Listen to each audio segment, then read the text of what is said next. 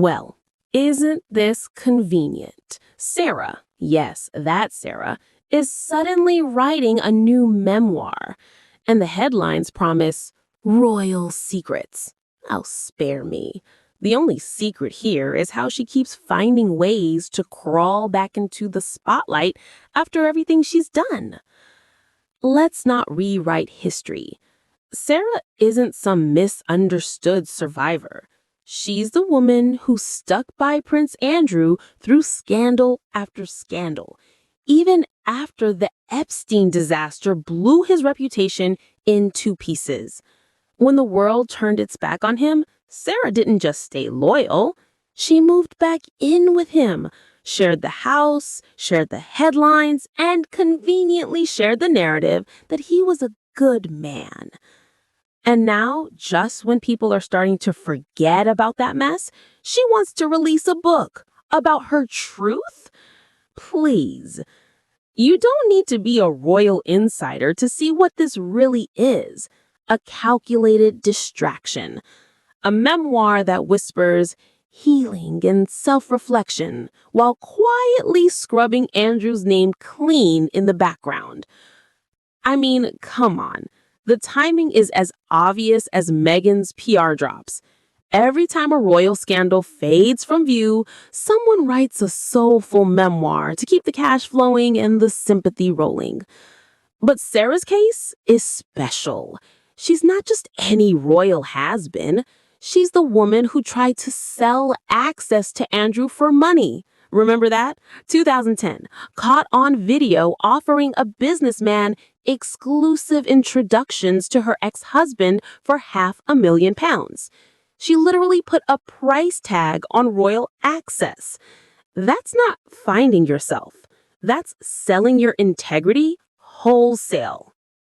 And now she wants to lecture us on resilience? Give me a break.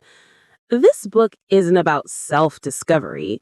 It's about rewriting her reputation again and conveniently polishing Andrew's image along the way. Because notice how she always aligns herself with him. We're still family. We're close. We co-parent the girls. Sure, but she's also his shield. Whenever he takes a hit, she pops up with a new interview, a new speech, or now a new book. She calls it loyalty. I call it damage control. And let's be brutally honest here. Sarah's relationship with Andrew is one of the strangest PR partnerships in royal history. They're divorced, yet live together. She defends him publicly while the rest of the royals keep a safe distance. She acts like his unofficial spokesperson, but insists she's just being kind. It's not kindness, it's strategy. Because staying tied to Andrew keeps her relevant.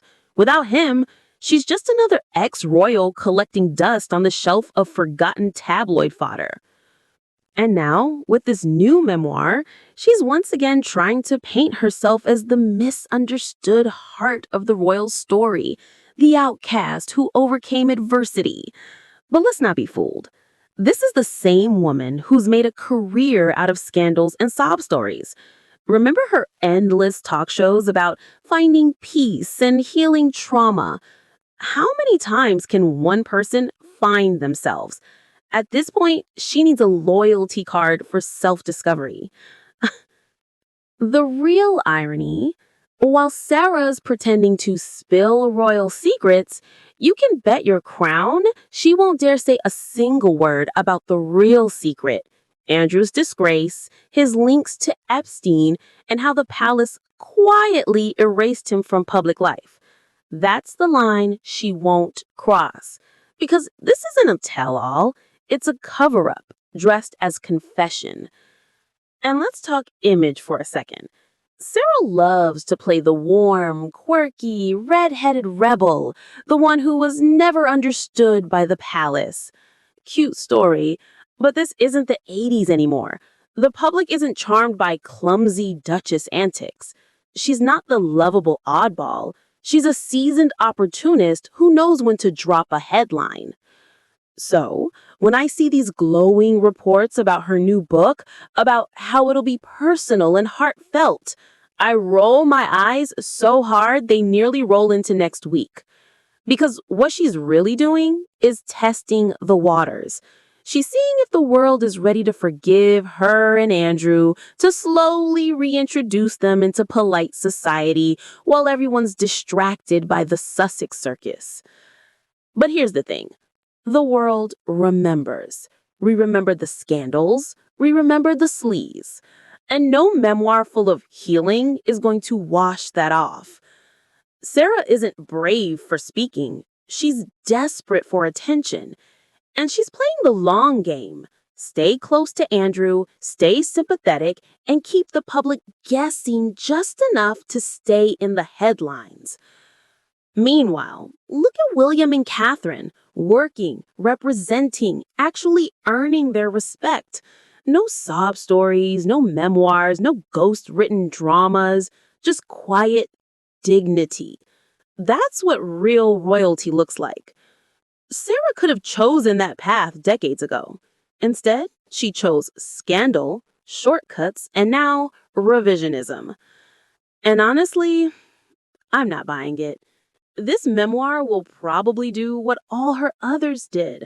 A burst of publicity, a few sensational quotes, and then poof, forgotten. Because you can't rebrand character. You can't sell sincerity when the receipts are public. Maybe she'll sprinkle in some feel-good fluff about being a grandmother, loving her daughters, embracing forgiveness, the usual cozy cliches. But don't expect a single honest line about Andrew's disgrace or her role in propping him up. She'll skirt around it with charm and carefully crafted PR. Because she's not writing a memoir for truth. She's writing it for survival. But here's the twist. It might just backfire. The public mood has changed. People are tired of royal pity parties. They don't want another overgrown aristocrat crying about finding themselves. They want accountability. They want decency. And Sarah, bless her, has never been good at either. So, if she thinks this memoir will make her the comeback queen of the Windsor world, she's in for a rude awakening. The world has moved on. Because no matter how many times she rebrands herself, the image remains. Sarah, the woman who sold access. Sarah, who stood by Andrew when no one else would. Sarah, who's always one headline away from disaster. So, yes, she'll sell books. She'll make interviews. She'll smile and talk about forgiveness. But behind the curtain, this isn't healing. It's hustling. And the palace knows it. Because no matter how many chapters she writes, Sarah's story always ends the same way, with another scandal, another apology, another reinvention. And frankly, the audience is tired. So when this memoir drops, I won't be buying the Brave Confessions Act. I'll be reading between the lines and watching which name she conveniently leaves out. Because in Royal Land, silence is never accidental. It's strategy. And Sarah, she's playing chess with a book deal. Until next time, my friends, keep your tea hot, your eyes open, and your standards royal.